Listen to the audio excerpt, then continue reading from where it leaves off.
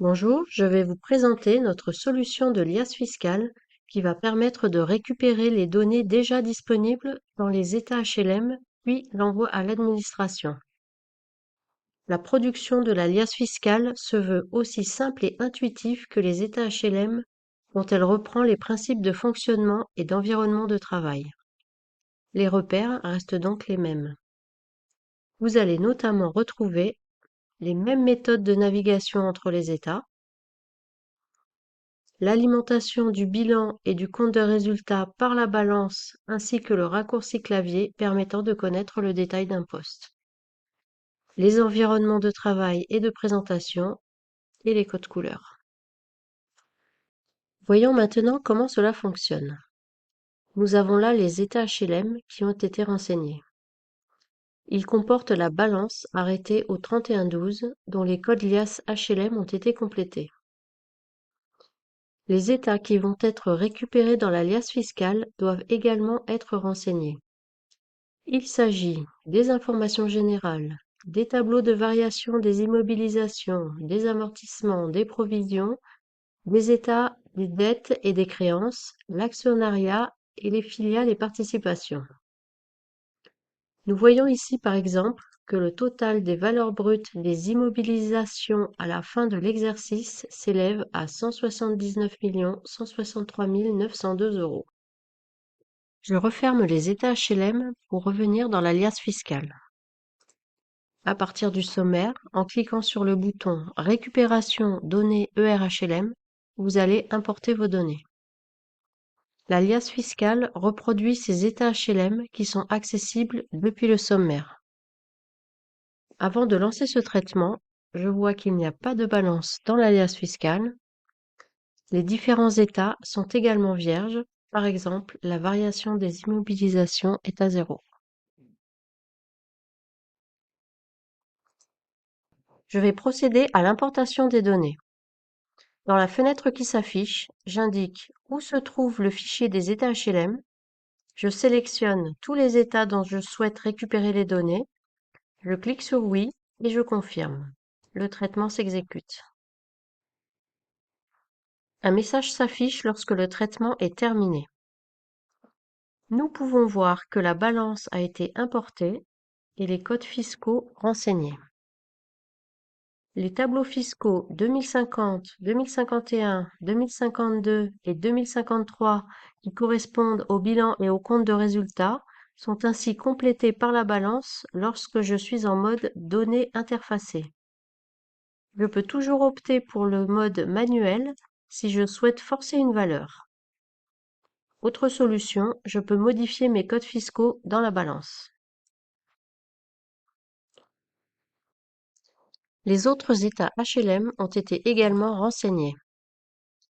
Je retrouve dans l'état HLM de variation des immobilisations les montants importés et le total général de 179 millions. Son équivalent fiscal, le formulaire 2054, est automatiquement alimenté lorsque je suis en mode données interfacées. Le total général à la fin de l'exercice est cohérent et s'élève également à 179 millions. Et j'ai toujours la possibilité d'opter pour le mode manuel si je veux forcer une valeur.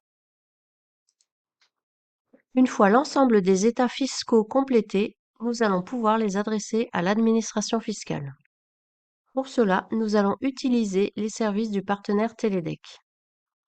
Toujours à partir du sommaire, je clique sur le bouton Export DGFIP. Dans la fenêtre qui s'ouvre, certaines informations générales importées depuis les états HLM sont reprises. Le compte Télédec et l'identifiant associé vont être automatiquement créés lors de l'envoi des données. Je personnalise mon identifiant, par exemple test. Je clique sur le bouton Lancer le formulaire d'envoi, puis sur Envoyer. Un message m'informe du succès de l'envoi des données. Je peux à ce stade cliquer sur ce lien qui permet d'afficher dans mon navigateur la liasse fiscale au format PDF.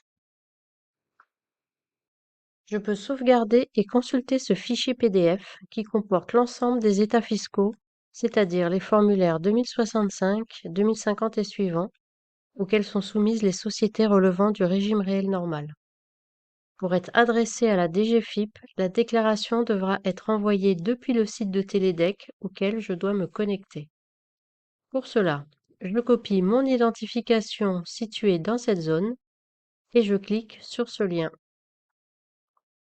La page de connexion de Télédec s'ouvre, je colle mon identifiant et je saisis le mot de passe. J'accède alors à l'ensemble des tableaux de ma liasse fiscale par le bouton Compléter. Les contrôles de cohérence sont réalisés par Télédec. Ils peuvent faire apparaître des incohérences, des erreurs bloquantes qu'il convient de corriger. Les corrections peuvent être faites directement sur le site de Télédec ou dans notre solution de liasse fiscale. Dans ce cas, les données devront être renvoyées. Les documents complémentaires peuvent être ajoutés à l'alias.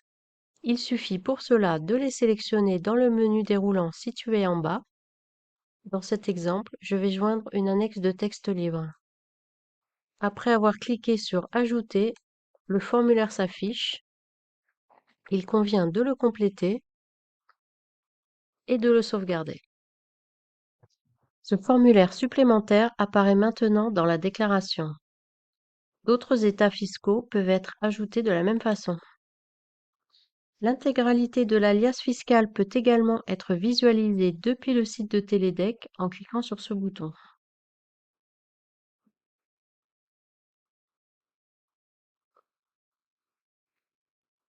Lorsqu'elle est prête, elle peut être envoyée à la DGFiP en cliquant sur le bouton Envoi de la déclaration.